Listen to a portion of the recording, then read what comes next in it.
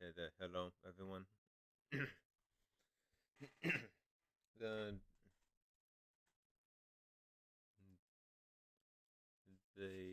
the going to start at the next re-eating session. The the resistance training evolution.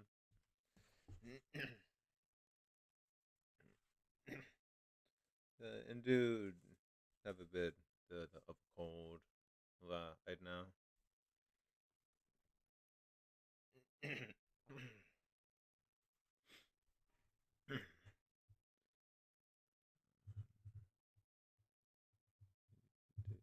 the time.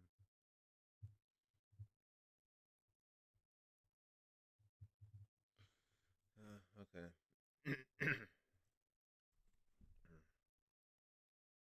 Course to an eighth test.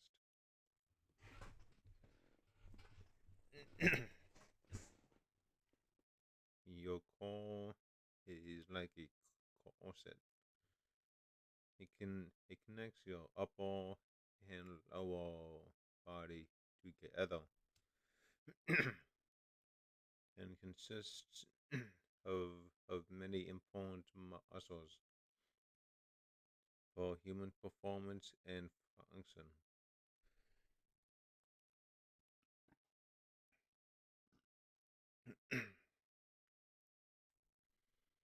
The core is also an area that people will look at when determining whether someone is in shape.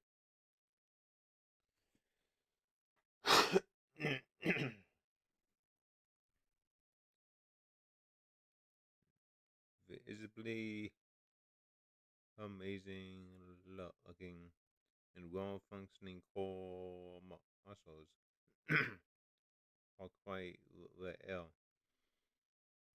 even among fitness enthusiasts.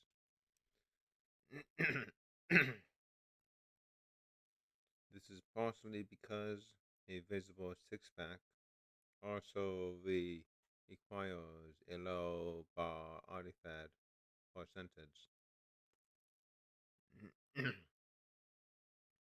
If you want lean, it doesn't matter how well developed your core your core muscles are, because no one will be able to see them.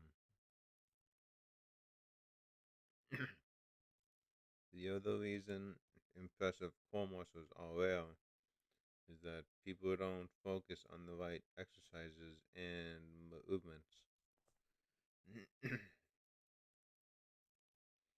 Having a stable core is a must to prevent back pain. When you can pop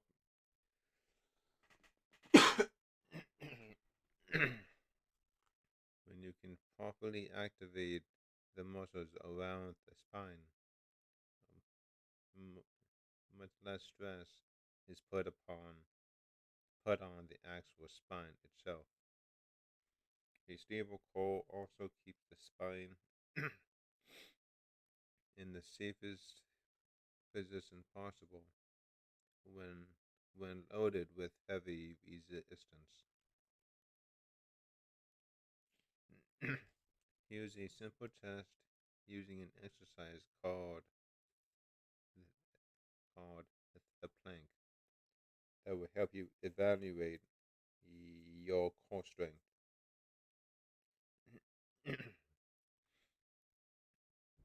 For all this test, the, the plank test. For this test, you'll perform the eating plank. It is one of the best core strengthening and core stabilizing exercises around. It helps keep your back healthy, your posture tall, and your tummy flat. The kneeling plank is an isometric exercise, meaning no movement is involved. Your muscles are tensed and fighting against gravity to stay tight. And while you may not be moving, it is definitely working. Begin by kneeling on the floor with your forearms on the floor, your elbows directly below your shoulders, and your are knees on an exercise mat at at an angle behind you. Your hips should not be sticking up into the air. Uh, Rather, should be tucked down so that your body is slanted but straight. Keep your spine straight. Squeeze your glute muscles and tighten your abdominal muscles as you hold the position. He, he using a timer. See how long he can hold the position. If you can't get into this position, or if you can't comfortably hold this position properly for longer than 30 seconds, you'll likely have some core stability or core weakness issues. Raw fitness truth in number three.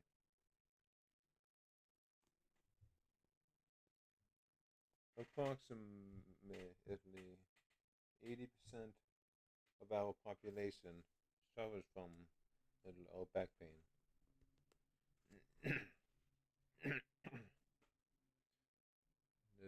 Ouch, what it gives. Low back pain was one of the most common pain complaints I'd hear as a trainer. When your back hurts, you feel like you can't do anything at all. That's the bad news. Now, here, here is the good news. Through my decades of professional personal training, I have identified three main common reasons that there is so much lower back pain and what to do about them. Number three might surprise you. Reason one: overactive hip flexors and hip flexors and weak core muscles. The hip flexors are a group of muscles that work together to bring your knee toward your chest and to bend at the waist. In today's society, it is incredibly common to see people with tight hip flexors. This is likely due to the fact that we sit for most of the day and thus compromise our mobility. In a seated position, our hip flexors are shortened, and due to the length of time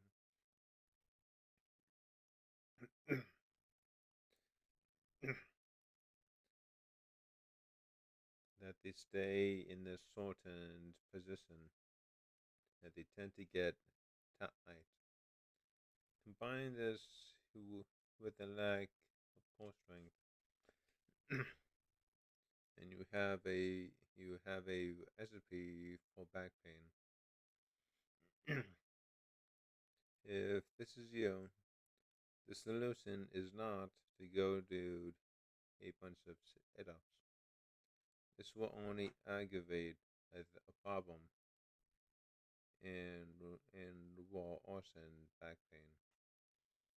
Also, when your core is weak, other muscles need to step in and take over. Often, it's the psoas, which can get tight and inflamed over time. The psoas is the biggest and strongest muscle of the hip flexor. It attaches from the lumbar spine to the femur, from your spine to your leg bone. A tight psoas will constantly pull forward on your spine, sometimes sometimes making your pelvis stick out. Think of a swayback type posture and causing pain where the psoas attaches to the lower spine. This needs to be taken care of right away, and I have the right exercise to correct it. This exercise will get your hip flexors walking independently in your core muscles and therefore correct hip flexor dominance. The situation occurs when you do a core exercise, but your hip flexors are doing all the work.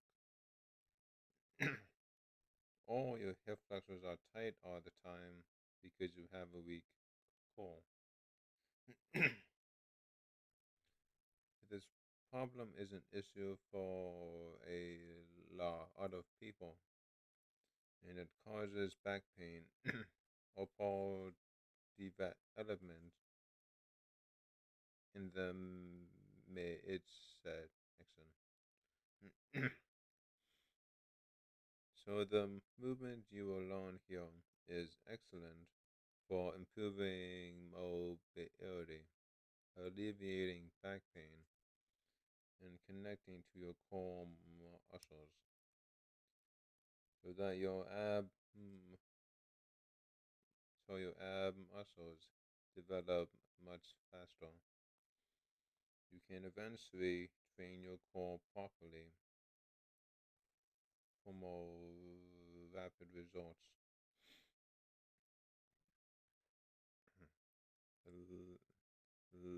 Lie on your back, on the on your back, on the floor, or an exercise mat. Elevate your heels on a stable bench, chair, or even your couch. Your knees will be bent and your thighs perpendicular to the floor. This position takes your hip flexors out of the movement. This exercise also takes advantage of reciprocal inhibition. This occurs when muscles on the one side of a joint relax to accommodate contractions on the other side of that joint. In this case, by activating the glutes, the psoas naturally deactivates. Now you can work the muscles of the core without working the psoas. Push your heels into the bench or whatever sturdy prop you're using, and squeeze your butt muscles. This this automatically is we let actually your hip flexors.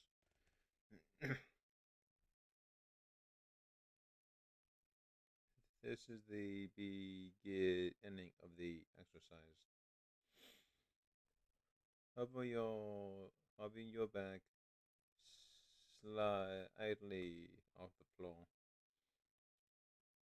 Tense your upper thighs inward towards towards each toward each other slightly to prevent them from opening.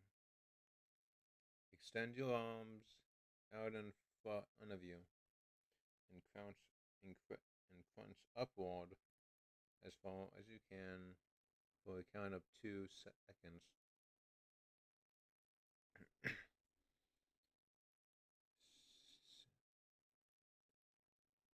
Squeeze your abdominal muscles at the top of the movement for or 2 seconds. Keep your glutes tensed. Lower back down to the floor in a count of 2 seconds. Breathe naturally throughout the movement. Repeat the exercise several times, and you should feel your abs and glutes feeling tired, and an indication that you are doing the move correctly.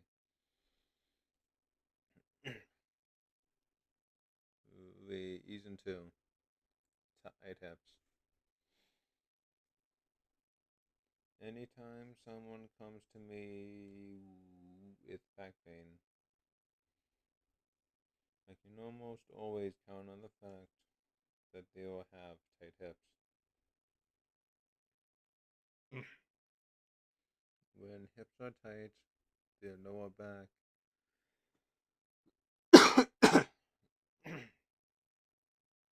the lower back has to compensate because everything is connected.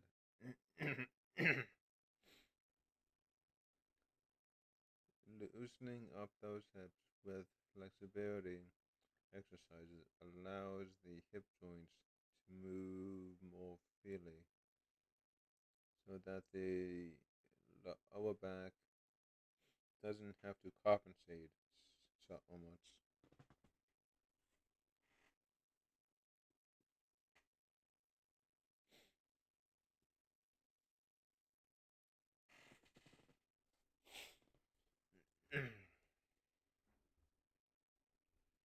An easy way to do this is is with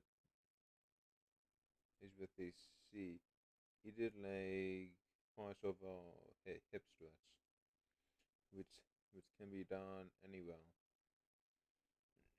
In fact, I recommend that you do it for.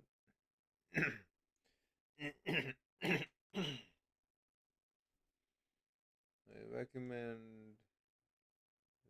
that you do it every 30 minutes while I sitting at your desk.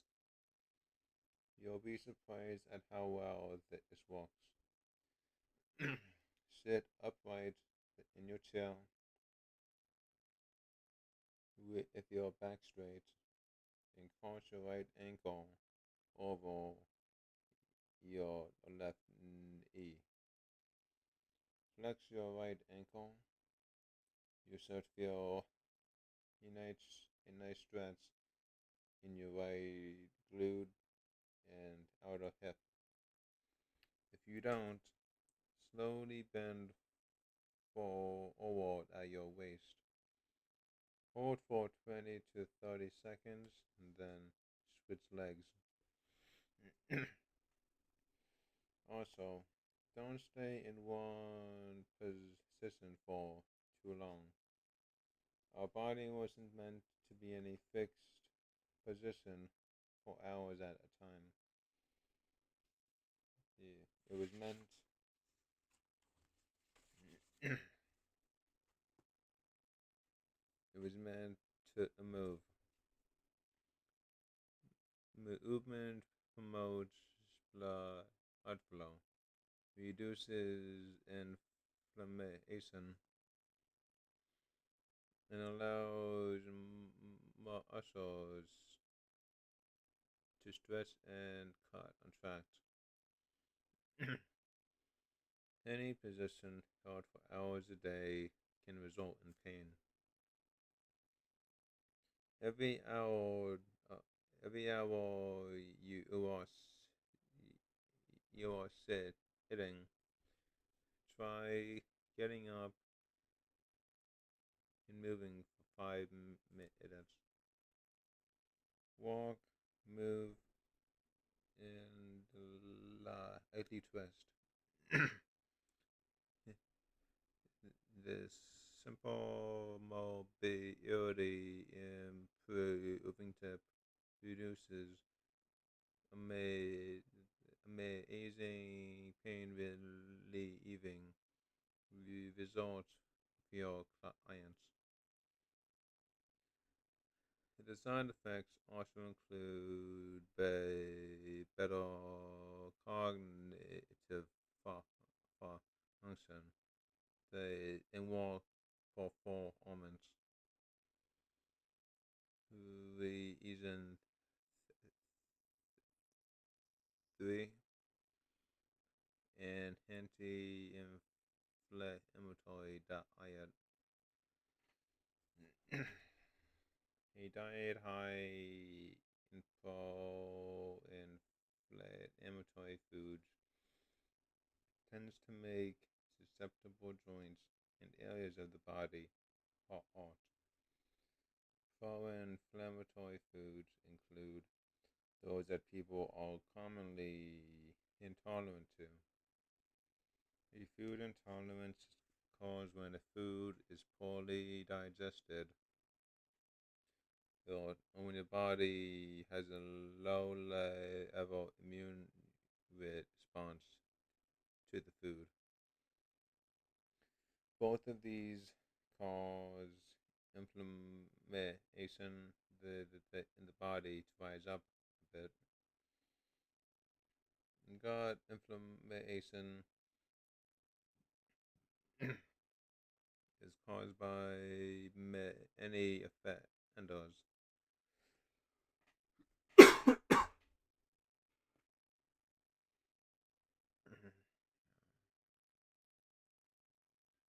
Eating junk food, drinking too much alcohol,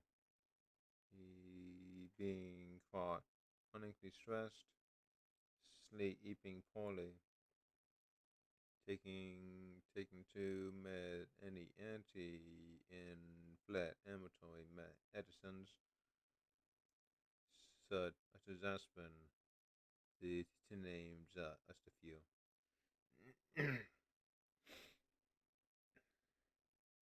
Under normal conditions, the, the gut is very smart. It's like a hall monitor that permits food particles to pass through at appropriate times and places. So when the gut is inflamed, they can, it can become leaky. A disorder called leaky gut syndrome, or its technical term, the the intestinal hyperpermeability, whereby undigested food particles pass through the intestinal lining when they aren't supposed to. The blood, the body identifies these particles as foreign invaders and mounts an immune defense against them,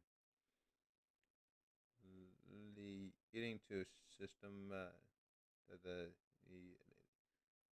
leading to systemic inflammation throughout the body. As a result, you would develop an intolerance to certain foods,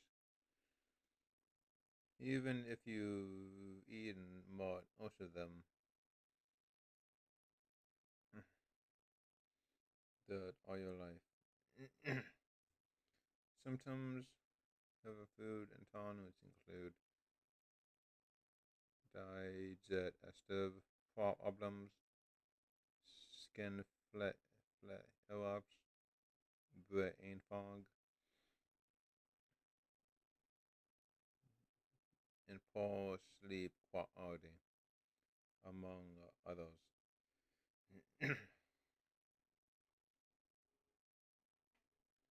Because intolerances on all an immune system reaction, or they cause such reactions.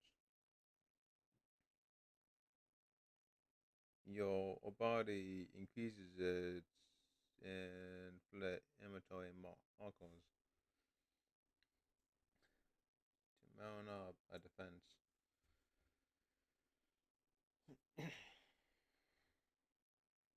This this pro-inflamed state makes everything feel stiffer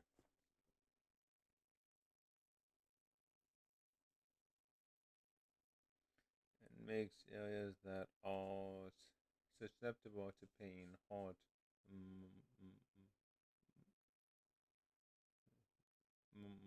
or many of the common offenders are otherwise perfectly healthy. But if you have an intolerance to them, they are not good for your body. They include gluten, dairy, eggs, corn, soy, processed sugar, alcohol, the and processed vegetable oils, such as canola and corn oil. Overeating can also cause systemic inflammation, so try to eat less as well. I'm always surprised at how many people actually eliminate most of their pain from these dietary changes alone.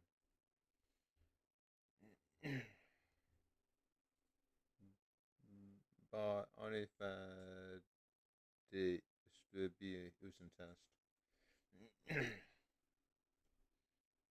A body with more muscle and less fat keeps our metabolism charged up. But it also makes you look bad, bad, bad at all. Most people, men and women, know this. But often I've had women come up to me and say, I just want to lose weight. At that point, I'd ask one of my come into my office. One of these trainers was the NFL, who who at 5 foot was very lean and in excellent shape. How much do how much do you think the NFL weighs? I'd ask the new client. The client says that about 100 or 105 pounds. I then invited the NFL to step on the scale. To the client's shock, the NFL weighed 135 pounds.